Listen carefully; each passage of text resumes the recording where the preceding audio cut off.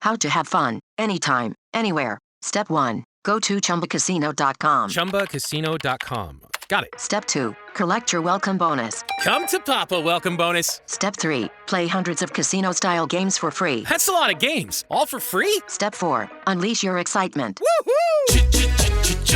Chumba Casino has been delivering thrills for over a decade. So claim your free welcome bonus now and live the Chumba life. Visit ChumbaCasino.com. VGW Group. No purchase necessary. Void where prohibited by law. See terms and conditions. 18+. Welcome to Island Crimes and Mysteries. And now, it's time to join your host Nules for another episode.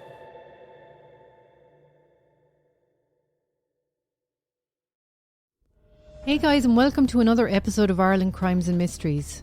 I want to thank you for joining me today, and if you're a returning listener, I want to say a big thank you for your continued support. If this is your first time listening to my podcast, welcome. It's great to have you on board. So without further ado, let's get started on today's story. So guys, I just want to let you know before you start listening to the podcast that there are some bits in this, some bits of the subject matter that some people might find upsetting. So I'm just giving you the heads up. Okay? Rachel O'Reilly was last seen yesterday morning after she dropped her 2-year-old son Adam off at this creche. Right, this is Joe. I'm now really, really worried about you. Please call me, please call. It isn't funny. This isn't like you. Rachel O'Reilly was found dead by her mother yesterday afternoon. The minute I looked at her, I knew she was dead. There was an awful lot of blood. She had severe injuries, splits in her scalp. Boy killer. You know, somebody somewhere has to have seen something. Right, today's case, I'm sure, is one that a lot of people, especially if you're from Ireland, are familiar with. So, yeah, it was big news at the time. The name will definitely resonate with you when I say it. Today's case takes us to Nules in North County, Dublin. Nules is a quiet rural village of about 500 people with a great community spirit. And it's approximately a 40-minute drive to Dublin city centre. And it's in this quaint Irish country village that we find 30-year-old Rachel O'Reilly living with her husband Joe and 2 young sons. Rachel, as her mother Rose put it in the opening sentence of her book Remembering Rachel, from the very start, Rachel captured our hearts.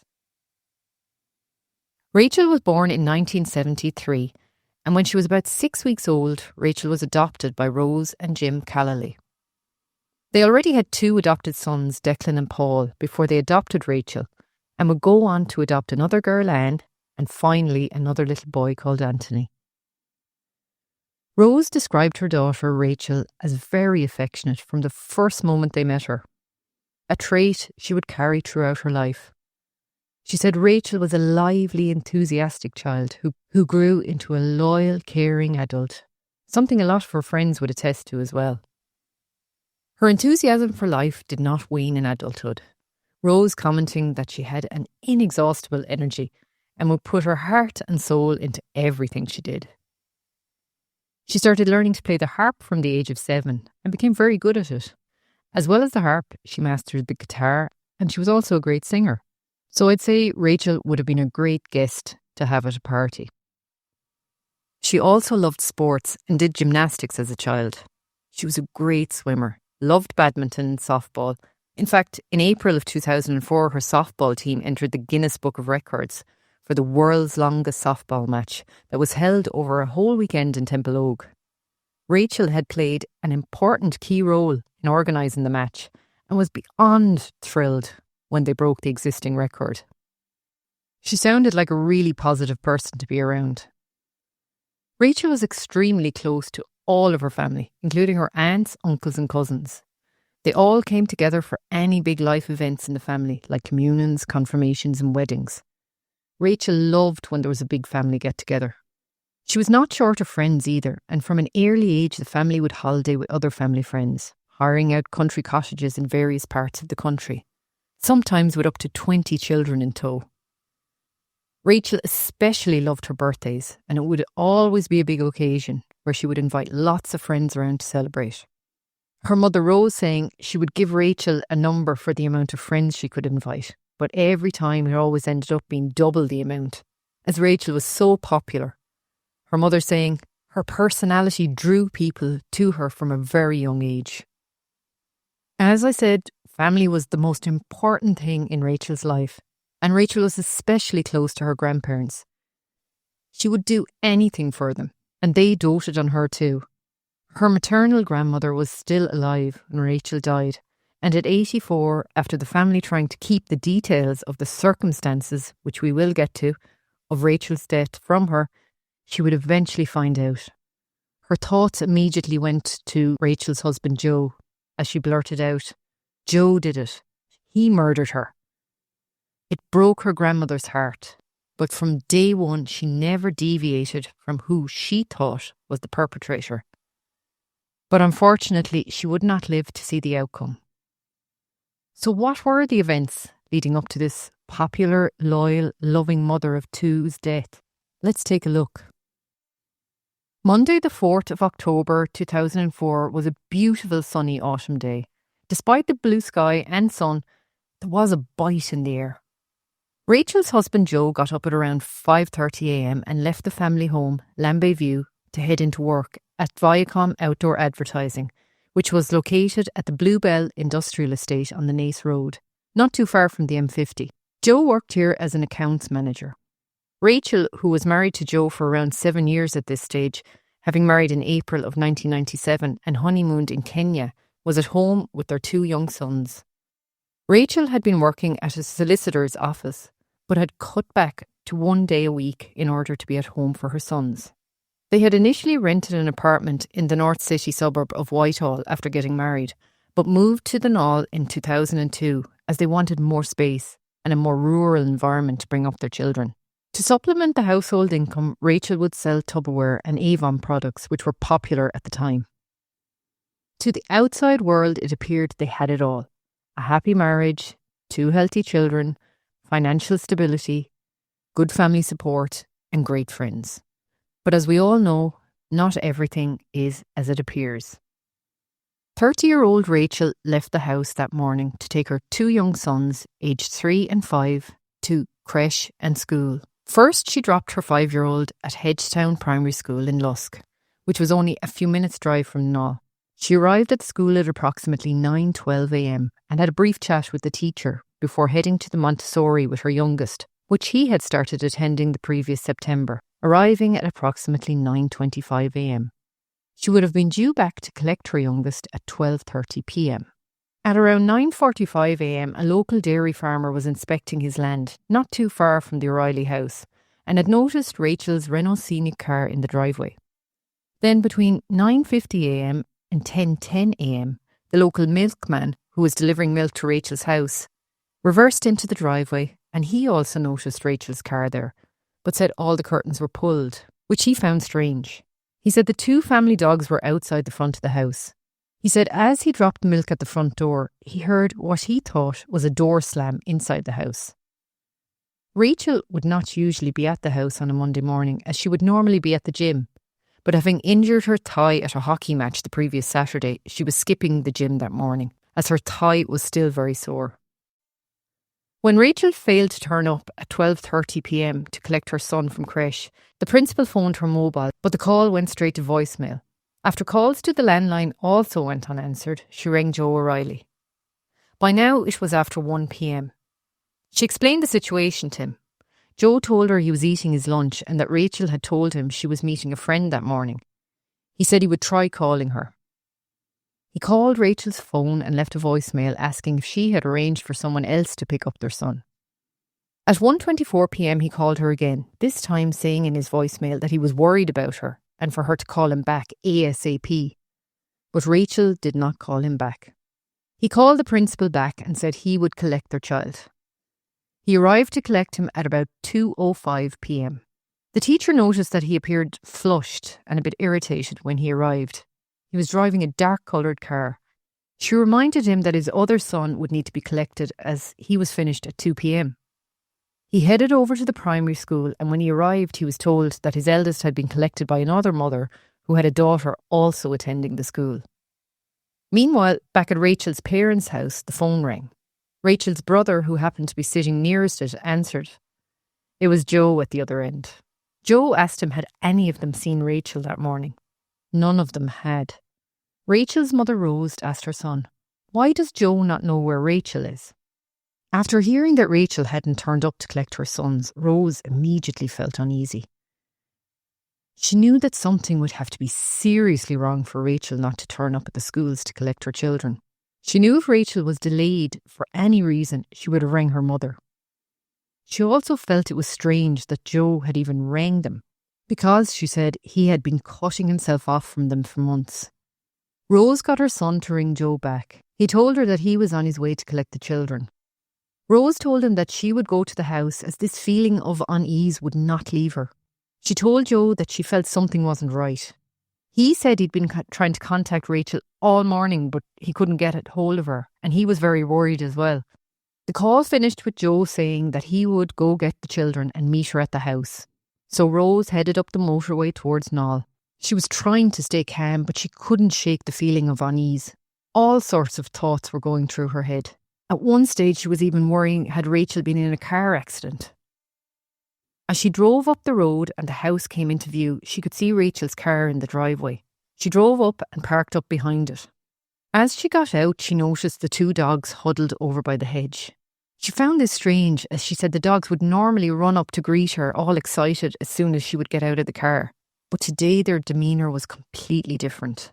The bigger dog did eventually come over and wag its tail, but the smaller dog was a lot more cautious, but eventually slowly started to walk up to Rose. This wasn't normal. Rose said she would even normally have trouble getting the patio door open without the two dogs running past her into the house. But today they made no attempt to follow her into the house.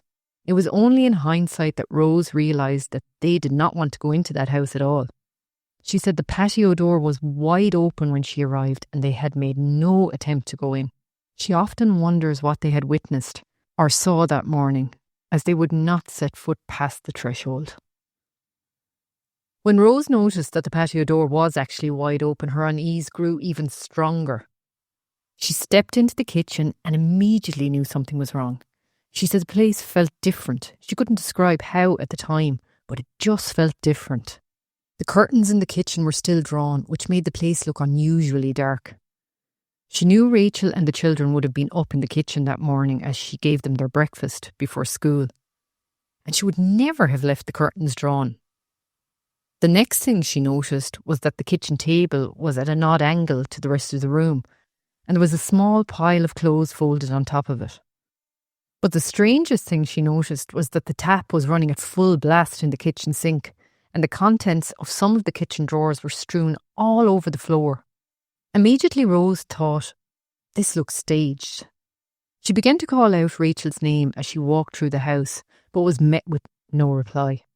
As she walked from room to room, she noticed in the lounge various items scattered on the floor. She was beginning to feel frightened. Despite her fear, Rose headed out into the hall and towards the bedrooms, continuing to call out Rachel's name. She looked into the boys' bedrooms and then headed down towards Rachel's room. It was when she reached Rachel's bedroom that the real nightmare began for Rose. There in front of her, lying on the floor in the bedroom, with her head down in a pool of blood, was Rachel. Rose said, "I think the minute I saw her, I knew she was dead, and I knew she had been murdered." She ran over and knelt down beside her daughter and felt her hands and arms. They were cold to the touch. Rachel had been dead for a while. Rose tried desperately to call the emergency services on her phone, but it wouldn't work. She was so agitated and anxious. She just couldn't work the phone. Eventually, she just grabbed Rachel's phone and began randomly pressing numbers. A man answered the phone and she pleaded with him for help, saying to him that she thought her daughter was dead. He took all her details and rang the emergency services. Rose then rang her husband Jim and told him that she thought Rachel was dead. He immediately called his son and the two of them got into the car and headed for Rachel's house. Rose stood there in a daze while she waited for people to arrive. First to arrive was one of Rachel's neighbours, who, having heard Rose's screams from her house, ran down to see what was going on. She was followed shortly afterwards by Joe and their youngest son. When Rose heard the car pulling up, she ran out of the house to stop Joe from bringing their young son in with him. Joe had parked his car, a Fiat Maria, outside the gate in front of the driveway, as the driveway was already full of cars, with Rachel's car and her mother's car there. Then Rachel's friend Michelle arrived. She had picked up Rachel's eldest son from school. They had a rota going on together, and it was her day to collect the children. When Rose ran out of the house, she ran over to Joe and told him that she thought Rachel was dead. She muttered a few words to Rachel's friend, but she couldn't recall what she said. And Rachel's friend took the children by her hand back to the car. Rose followed Joe into the house, telling him that Rachel was in the bedroom. When Joe went down into the room, he knelt down beside Rachel, pushing away a few boxes of books from beside her head. Rose remembered him putting his 2 fingers on her neck to see if she had a pulse. She said the first words he said to Rachel was, "Jesus, Rachel, what did you do?" Later, on reflection, Rose would comment that she found this remark very strange. A little while after, Rachel's best friend arrived at the house. Joe told her to go down to the room and see if she could do anything. She remembers going into the room and seeing Rachel lying in a pool of blood. She said there was a lot of congealed blood on her head and on her right ear. She tried to turn her over, but she was too heavy. She then checked her vital signs and said there was none. Eventually the paramedics arrived, followed by the Gardaí. The Gardaí cleared all the family and all her friends out of the house and set up a crime scene perimeter. This was secured by 2:45 p.m. Joe told the Gardaí that he'd arrived back at the house at around 2:20 p.m. and he also mentioned the fact that he had moved the boxes of books beside Rachel's head. He then told Garda Thomas Cleary that he had touched the body, saying, "I've probably ruined it on you." A forensic examination of the crime scene took place at around 7:50 p.m. that evening, returning the following day so that they could get a better look at the scene in the daylight. It was concluded that Rachel had been violently beaten for a sustained period of time while she lay on the ground. Blood splatter patterns suggesting that whoever had attacked Rachel was crouching or kneeling over her for some time during the assault. When Detective Sergeant Pat Murray arrived at the scene from Balbriggan Station, he was shocked at the scene that lay before him. He could not get over how brutal it was, later saying, "It's a sight I will never forget. My God, she was pulverised. Her hair was matted in blood and you could see down into her skull. You could see that there was severe force used to inflict such wounds. The poor woman had no chance whatsoever, absolutely none. It was a savage, cold, just unbelievable attack. And to think her poor mother had to witness that." Her father Jim said that Rachel would not have gone down without a fight and would have fought with every fibre of her being to stay alive. So he believed her attacker must have attacked her from behind. And now we're just going to take a quick little stop to keep Ireland Crimes and Mysteries going strong. Be back in a minute. Ryan Seacrest here. When you have a busy schedule, it's important to maximize your downtime. One of the best ways to do that is by going to ChumbaCasino.com. Chumba Casino has all your favorite social casino games like spin slots, bingo, and solitaire that you can play for free for a chance to redeem some serious prizes. So hop on to ChumbaCasino.com now and live the Chumba life. Sponsored by Chumba Casino. No purchase necessary. VGW Group. Void where prohibited by law. 18 plus terms and conditions apply. It was initially assumed that it was a robbery gone wrong. Had Rachel interrupted a robbery in progress? But despite this initial thought, one thing immediately stood out. €800 in cash had not been touched that was in a box in the kitchen. And Rachel had €400 in her bag, which had also not been touched. Detective Sergeant Murray from almost immediately didn't believe it was a botched robbery. It would have been highly unusual for a stranger to administer that level of brutality to somebody they didn't even know. He felt the viciousness of the assault was a pure display of hate for Rachel. He said, "If you hate someone that much, you're going to know them." He too felt the scene had been staged. An incident room was set up back at Balbriggan Garda Station and some 40 officers assigned to conduct door-to-door inquiries and search the local area for potential clues. The news began to slowly filter out around the area that a brutal murder had taken place. The locals were shocked. Searches of the local area were carried out primarily to try and find the murder weapon. They were not having any luck in locating it, but about half a mile from the house a discovery was made. A plastic bag containing jewellery and a camera that Joe had already told the Gardaí was missing. Again, investigators felt that these items had been placed there. That evening, Joe was brought in for questioning, and he told Gardaí how he had left the house as normal and headed to the gym before heading to work. He had been seen on CCTV leaving work at 8:07 a.m. and told Gardaí that he was going to a bus depot in Broadstone with a colleague who he had told he would meet there to check advertisements on the side of the buses. His job involved a lot of travelling around. His colleague headed to the bus depot at around 8:45 a.m. When he arrived, he rang Joe to see where he was. Joe told him that he was in a different part of the depot. He confirmed to the Gardaí that he had spoken to Joe on the phone when he arrived at the depot, and he was told by Joe that he was there, he was just in a different part. When he made this statement to Gardaí, he was not aware that Rachel had been murdered. Joe's questioning continued, and Detective Murray asked him if he knew of anybody that didn't like Rachel, or if she'd been seeing anybody romantically, and his answer left the detective a little bit confused. His reply? Neither of us were having an affair. As Detective Murray said, I didn't ask him if he was having an affair. So why did he feel the need to clarify this? Of course, it would come out that Joe had been unfaithful as the questioning continued. But he said he didn't want anybody to know, stating it was only a brief fling and it wasn't a serious relationship. It would also come to light that this wasn't the first time Joe had been unfaithful to Rachel, having embarked on an affair with a professional golfer in 2003. He initially tried to make out that their marriage was okay in general, that they had arguments, adding Rachel always wanted a daughter and he didn't. I loved our two boys and didn't see a reason to have another child, he said. But a statement about the marriage being okay didn't seem to ring true. The fact was the relationship was really after deteriorating to the extent that they were both sleeping in separate bedrooms, which had been observed by the investigators at the house. Joe tried to explain this away to Gardaí, saying the only reason he did this was because he had to get up early, so he didn't want to be waking Rachel. Another excuse he gave when questioned further on the subject was that they had argued the previous day and he had slept in the spare room that night. But the truth of the matter was that he had been developing a deep-seated resentment towards Rachel that was getting deeper and deeper over time.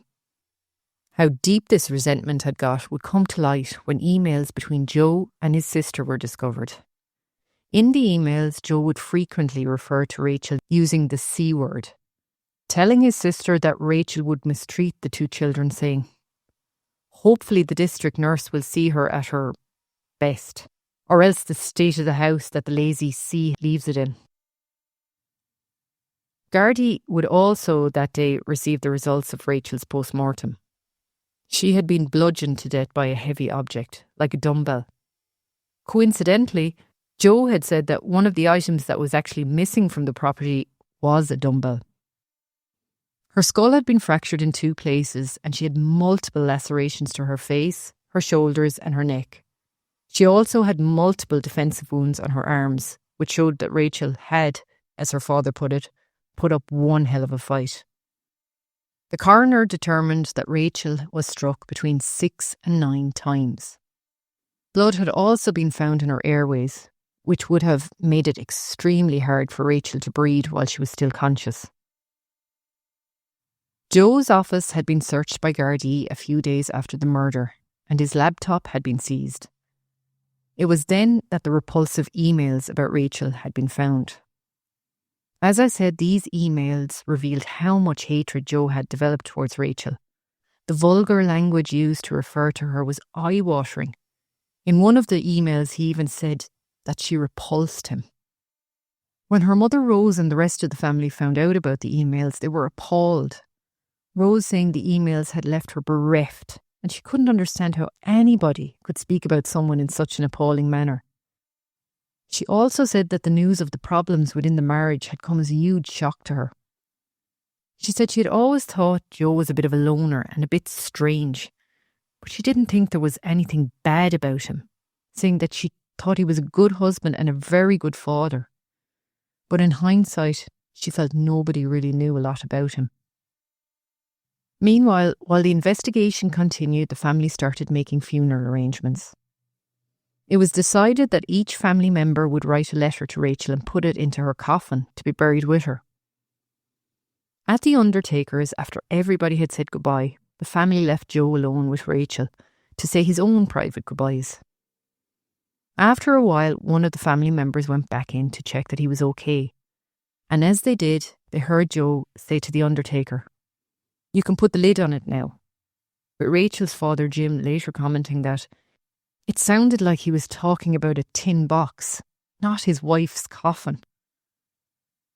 To Rose and Jim, Joe came across as very detached throughout the funeral.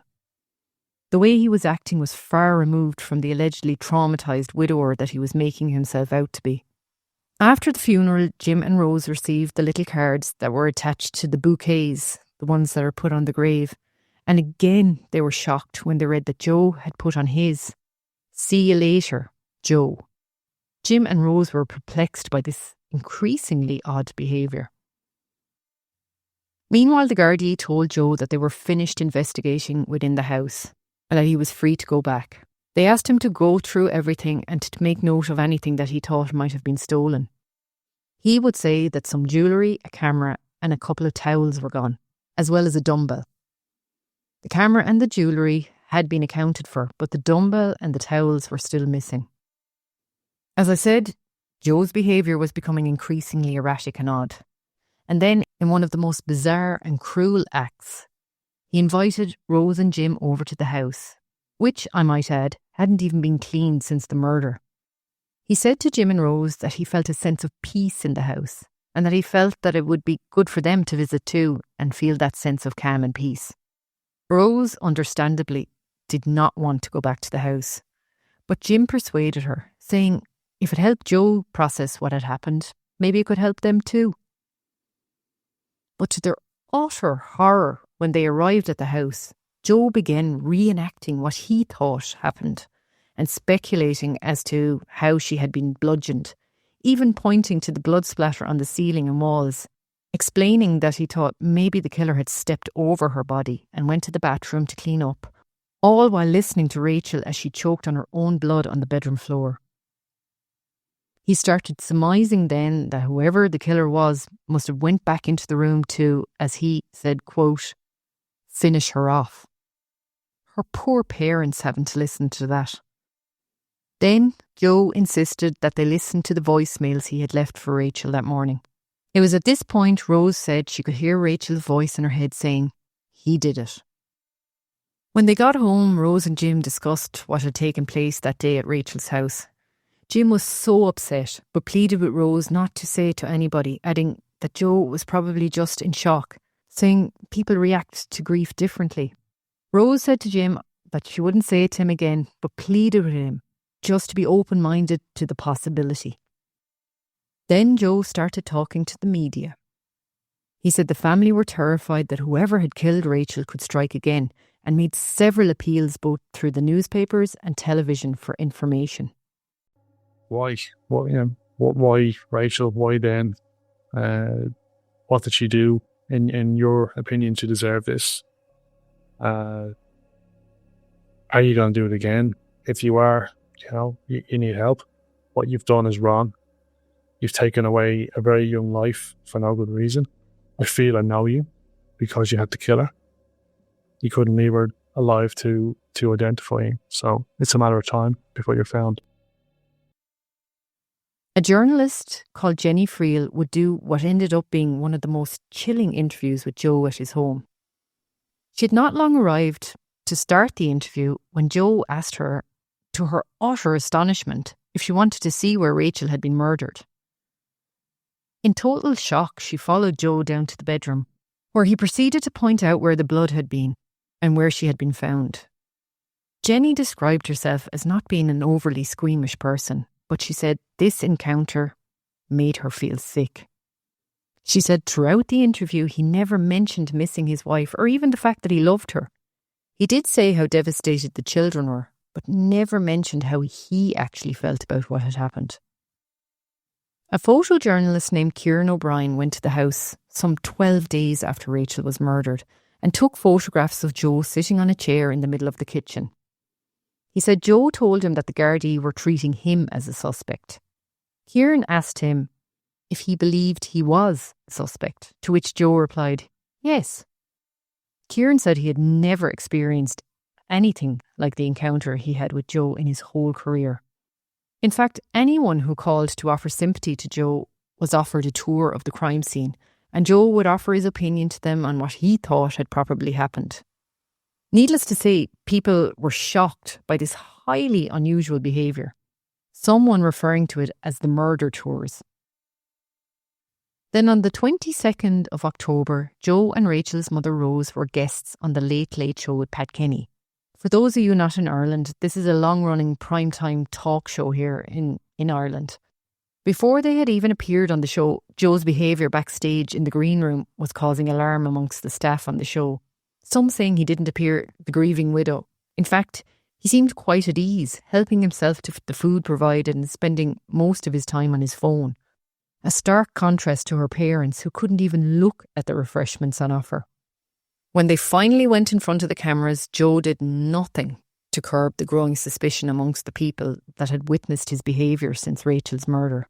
Based on the situation you both found in the house, I mean, did you get the sense that she'd been taken unawares, that this was someone that perhaps she trusted? Yeah, I think so. Where the murder happened was in the bedroom, which is the very last room of the house. So it's the room where you're least likely to bring someone you don't know because you're cornered. My view as well would be, and again, it's just my view, it's not a police theory, it's just my own personal belief, is that she knew the person, because why else would you kill her? If it's a violent robbery, why go to the extreme of murdering the person unless they can identify you? And that's why we've talked about this and practically nothing else for the last 3 weeks. We just feel it's someone she would have known or someone she could have identified. It was after being on the Late Late Show that Rose was left in no doubt as to who had killed her daughter.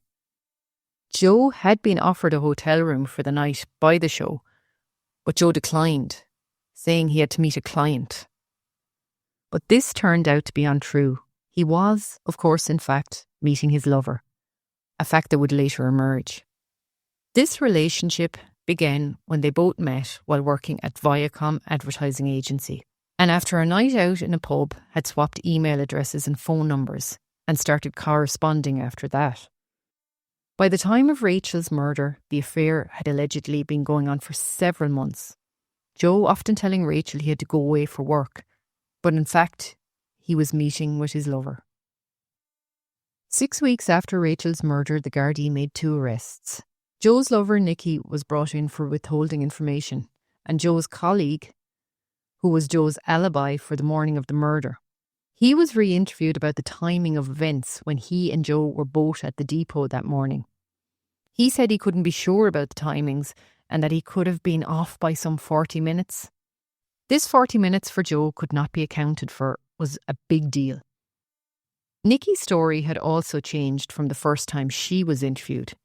She now said that the relationship was far more serious than she had initially made out, going on to allegedly say that Joe had asked her to play it down when she was talking to the guards. They would later both be released without charge. The following day, Joe was arrested and brought in for questioning, but all he would offer was a no-comment interview, which frustrated Gardaí, who had no murder weapon or forensic evidence that could really tie Joe to the scene. They did, however, have CCTV footage of a car matching the description of Joe's car in the area near the house. This footage was from a quarry named Murphy's Quarry, and it showed a silver grey Renault Scenic passing at 9:03 a.m. and returning at 9:41 a.m. This car matched the description of Rachel's car. Other CCTV from that morning showed him leaving the office at 8:07 a.m, heading to the bus depot before he apparently headed home. His car, according to Gardaí, spotted on a number of CCTV cameras at a number of locations, including Blake's Cross near the M1 in North County Dublin, and then passing Murphy's Quarry in the direction of the O'Reilly home at 9:10 a.m. Then 15 minutes later, an incoming call to Joe's phone went through a mast at Murphy's Quarry, placing his phone near the home.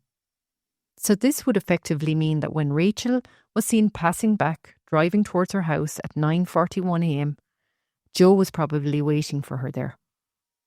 His car was then picked up again on CCTV at Murphy's Quarry at 9:59 a.m, heading away from the family home.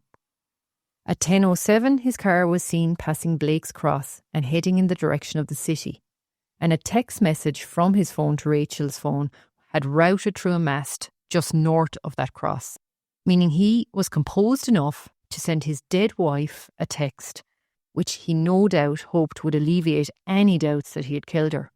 The text reading, "You and the boys okay? Wish Jackie a happy birthday for me, please. XX. XX." The first call made from Joe O'Reilly's phone at the Broadstone bus depot wasn't made until 10:38 a.m. Between 11:52 a.m. and 1:45 p.m, he proceeded to leave 4 more voicemails on Rachel's phone. It was during this time that he had also got the call from the creche saying Rachel hadn't picked up their young son. Unfortunately, Gardaí would have to leave Joe go after 2 days, releasing him without charge, as even though they had the CCTV footage of a car matching his car's description passing Murphy's Quarry, they could not make out the number plate associated with the car. The Gardaí then turned their attention to the letter that Joe had put into Rachel's coffin. Maybe he had written something incriminating, assuming once Rachel was buried, it would never be seen again. On the 8th of March 2005, an exhumation of Rachel's remains took place after an order to exhume was granted. The letter was removed from the coffin and chemically treated using infrared technology. What Joe had said could finally be read. Gardaí went through the 5-page letter with a fine-tooth comb. In it, he wrote, "Rachel, I love you very much. I can't think what to do without you. You're the best thing that ever happened to me. This is the hardest letter I've ever had to write, for reasons only we know. Rachel, please forgive me. 2 words, 1 sentence, but I will say them forever." A far cry from his emails to his sister, in which he wrote, "Me plus Rachel plus marriage equals over." Despite the note being considered ambiguous, it was not enough to rearrest Joe. Although for Rose and the rest of Rachel's family, it reinforced their belief that Joe had murdered Rachel. And now, guys, we're just going to take a quick break before we dive back into the story. Stay with us.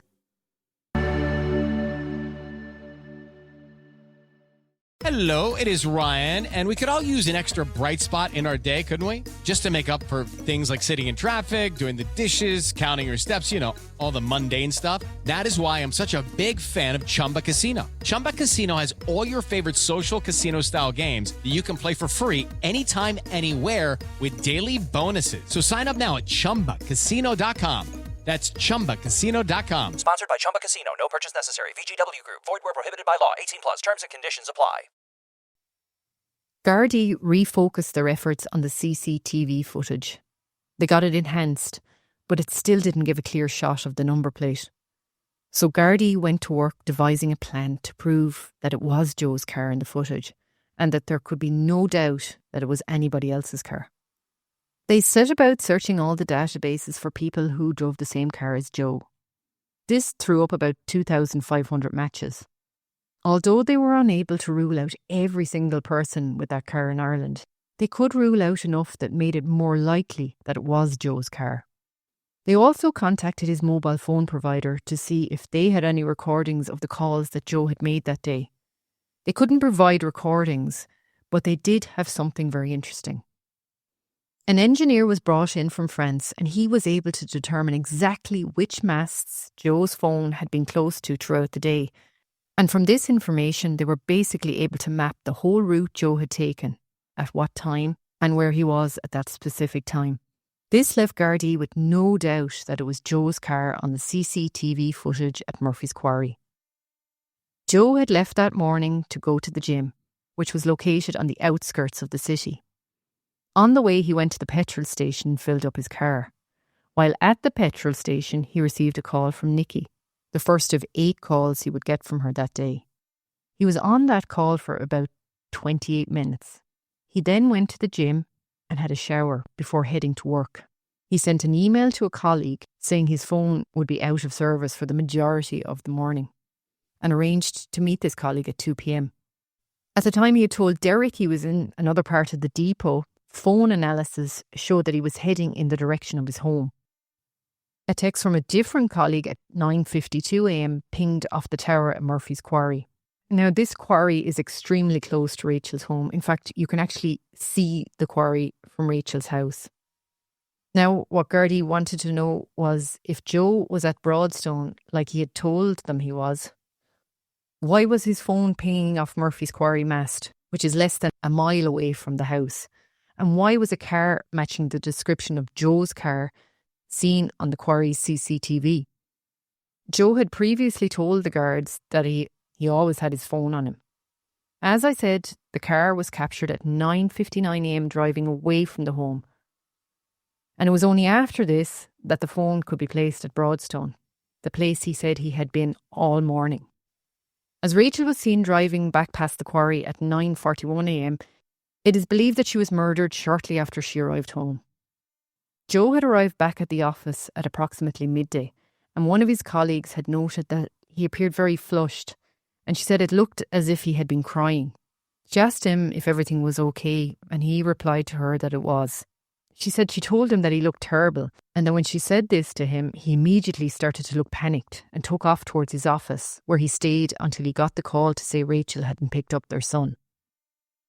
Nikki, who had admitted to a friend that she was finding it increasingly harder to lie to the guards, was brought back in for questioning, and it was then that she admitted that Joe had said to her, if he had killed Rachel, he would get away with it. But she said she didn't believe he was being serious. Gardaí would later find out that Rachel had told a friend about a massive argument she had had with Joe. She told the friend allegedly that she had told Joe he needed to change his behaviour or leave.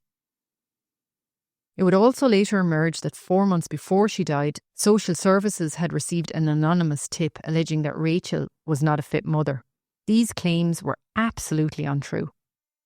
During the emails exchanged between Joe and his sister, they referred to this incident with the social services. His sister asking how had she got out of this one. Joe saying to her that social services had confirmed to him what he had already thought, being, if you were to divorce Rachel, you wouldn't get full custody, meaning he wouldn't be fully able to cut Rachel out of the picture altogether.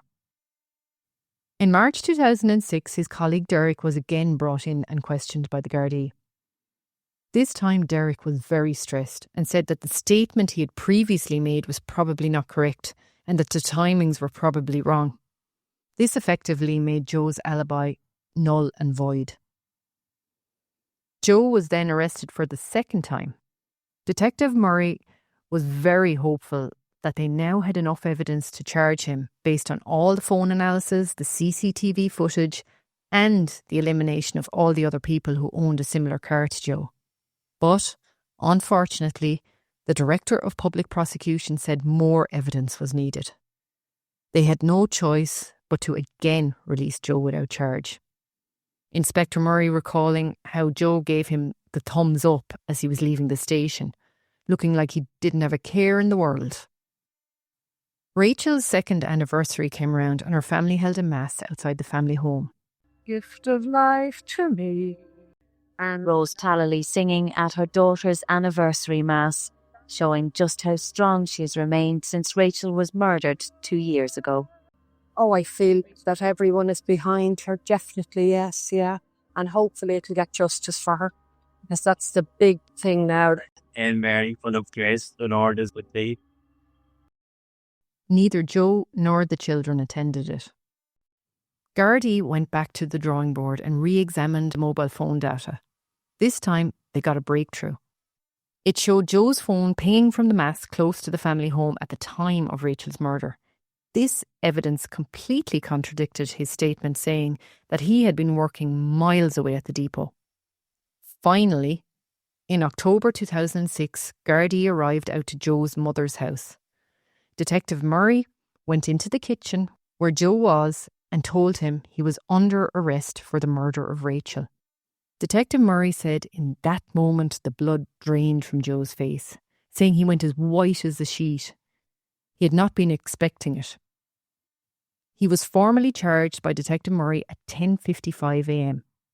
and he would enter a plea of not guilty. His trial began on the 25th of June 2007. As you can imagine, public interest was unprecedented. There were queues every day as people tried to flock into the public gallery to watch the trial. The media interest was immense as well. It would also be the first time in over 8 months that Rachel's family would come face to face with Joe O'Reilly. Jim later saying that he looked fierce arrogant, while Rose described him as detached.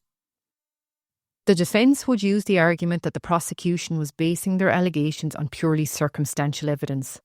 But it would soon emerge that the image that Joe was trying to portray of a happily married family man was nothing but a farce. All the evidence put forward by the prosecution, including the phone analysis, the emails in which he openly insulted his wife, the CCTV footage, downplaying his affair, his behaviour after the murder, all painted a very damning picture. Even the note that Joe had placed in Rachel's coffin, suggesting that only himself and Rachel knew what had happened, while there was nothing directly evidential in it, a meaning could clearly be taken from it. Joe had spent some time in Rachel's mother's house writing the 5-page letter, in which he also wished Rachel a happy 31st birthday, writing, "You're no doubt having the best wine, the best ciggies, and I'll miss you," before adding, "You went away from this world so very young. You went away like Peter Pan. Everyone misses your mad personality." The emails and texts between Joe and Nikki were presented at court, and they showed how over the course of time they planned to start a new life together. Joe often telling Nikki that he loved her and even insinuating that the boys were her children. It would also come out in court who the person that had made the anonymous phone call to the social services about Rachel was. Joe's own mother. Accusations, of course, that were totally unfounded. This revelation shocked the court. Rose gave a very emotional account of the day she found her daughter, saying she knelt beside her, talking to her and rubbing her arms before frantically trying to call for help on her mobile, saying that Joe arrived shortly afterwards and on first seeing his wife lying there said, "Jesus, Rachel, what did you do?" Throughout the trial, Joe showed absolutely no emotion, keeping his head down for most of the time, only occasionally looking up when he needed to talk to his lawyers. It was put to the court that when Rachel arrived home at around 9:45 a.m, Joe was lying in wait and proceeded to attack her, bludgeoning her repeatedly after beating her. It is thought he then took a shower to wash all the blood off himself before putting the clothes and towels into the washing machine and then attempting to stage the scene to make it look like somebody had broken into the house. He then proceeded to put the allegedly stolen items into a bag and drop them off by the stream. Of course, the dumbbell and his clothes were never found. The court then said that when the creche got in contact with Joe to say that Rachel hadn't picked up their youngest, he stalled before heading to collect him, knowing it would be Rachel's mother that would find her. When state pathologist Dr. Mary Cassidy gave her evidence, she said that when Joe had reenacted the murder, giving his version of how he thought the killer had murdered her, including how he surmised that the killer had heard her gurgling and choking on her own blood, and then gone back in to strike her again. Dr. Mary Cassidy said he was telling the truth about the events that had taken place. Another witness who testified they had a conversation with Joe the day of Rachel's funeral said that he had told her, "I don't know why they're looking in the fields. The murder weapon is in the water." She felt it was like he had let something slip that he shouldn't have, saying he went on to say, "Well, if I did it, that's where it would be. There's water all around. That would get rid of all the DNA." Then the phone evidence was put to the court and it showed from the phone triangulation how his phone had been tracked all the way to the vicinity of the house when he said he was at the bus depot. This evidence in itself was groundbreaking, as phone triangulation evidence had never been used in a murder trial before. On the 14th day of the trial, Nikki gave her evidence. She told the court about how she and Joe had talked about being together permanently in the future, which totally contradicted what she had said in her first interview, where she downplayed the affair. She said Joe had told her she should say that. When the court asked her why, she said it was because if she said it was a relationship, it would have given him a reason to kill Rachel. Joe's courting of the media in the immediate aftermath of the murder only solidified the cold character that he was. He had convinced Rose to go on the Late Late Show, saying that the Gardaí thought it would be a good idea, when in actual fact the complete opposite was true. Gardaí had told him not to talk to the media anymore. To the outside world, it looked like Joe actually enjoyed all of the attention and the reaction from people. On the 21st of July 2007, the jury returned with a unanimous verdict after deliberating for over 9 hours. They found Joe O'Reilly guilty of the murder of his wife Rachel. He was handed down a life sentence by the judge. Emotional scenes followed both inside and outside the courthouse. The Callally family jumping to their feet and punching the air, elated that justice had finally been served for Rachel. Cheers could be heard from the crowds gathered outside as Gardaí transported Joe from the courthouse to Mountjoy Jail in a prison van to begin his life sentence. Rose thanked everybody outside the courthouse for their support, especially the Gardaí, who she said were absolutely brilliant, and the prosecution team and all the people, she said, in Ireland that had been behind us, sending cards and letters and prayers. She said it meant so much to them, and at long last, she said, we've got justice for our darling Rachel. Joe, of course, attempted to appeal the court's decision, but was unsuccessful. Following that, he tried to take it to the Supreme Court. This was also refused in November 2016. There was also reports that he had allegedly abandoned his plans to take his appeal to the European courts in May of 2015. He has been refused parole at least 3 times, and Rachel's family continue to ensure that he remains behind bars.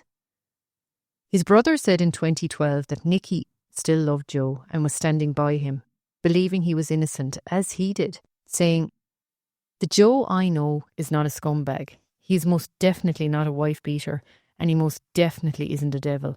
The Joe O'Reilly I know is anything but the ultimate evil. I've never had any reason to doubt him." Nikki continued to visit Joe in prison, but in 2022 it was reported that the relationship had ended. Those sources say they remain close friends. More tragedy was to come to the door of the Callally family in 2010. Rose and Jim's other daughter Anne passed away at the age of 31 from cancer. Rose would say how deeply affected Anne had been by her sister's death. She said Anne would arrive up to their door at 3 and 4 in the morning saying she was petrified. Rose said Anne was afraid of Joe O'Reilly and she never rested. As I said, Rose would go on to write a book about Rachel's life called Remembering Rachel. She said she didn't want anybody to forget what had been done to Rachel in any shape or form. She went on to say, "I'd love her to be remembered as this bubbly person that we had for such a short time that touched everybody's heart. I wish I could go back. I'd give anything to be able to go back and hold her, even just for 1 minute." Rachel's father, Jim, would die suddenly at his home on the 1st of February 2024. He was described as an outstanding father and a kind and decent gentleman. The Callally family have been through so much since that day in October 2004. And I, as I'm sure everybody that has listened to this podcast, hope that Joe O'Reilly remains behind bars for as long as possible. I think it's the least that the Callally family deserve. So guys, that's it for today's episode of the Ireland Crimes and Mysteries podcast. Again, thanks for your listenership, and don't forget to subscribe to the show and hit that auto download so you never miss an episode. Until the next time, keep your eyes open and your mind curious.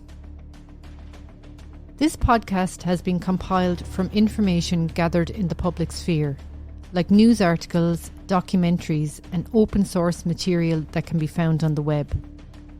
Everything in this podcast is alleged unless a conviction has taken place. You've been listening to Island Crimes and Mysteries. Join Nules for another episode, coming real soon. And keep up to date by following our social media sites, our YouTube channel, and our website, islandcrimesandmysteries.ie. Ryan Seacrest here. When you have a busy schedule, it's important to maximize your downtime. One of the best ways to do that is by going to ChumbaCasino.com. Chumba Casino has all your favorite social casino games like spin slots, bingo, and solitaire that you can play for free for a chance to redeem some serious prizes. So hop on to ChumbaCasino.com now and live the Chumba life. Sponsored by Chumba Casino. No purchase necessary. VGW Group. Void where prohibited by law. 18 plus terms and conditions apply.